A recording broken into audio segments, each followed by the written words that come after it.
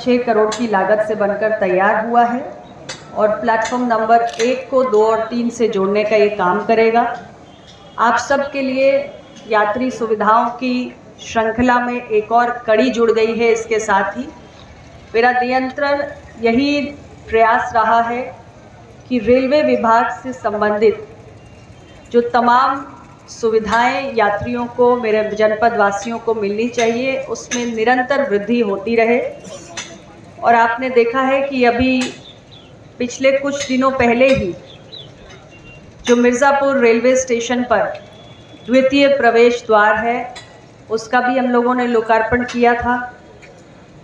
और Mirzapur railway station पर दूसरा प्रवेश द्वार ये सालों पुरानी मांग थी। एक ही एंट्री होने के कारण जो हमारे यात्री लालगंज से आते थे, छानबे से आते थे, मड़ियान से आते थे, उनको बहुत समस्या होती थी। लेकिन सालों से ये मांग उठती आ रही थी और दूसरा प्रवेश द्वार कभी बन नहीं पाया था।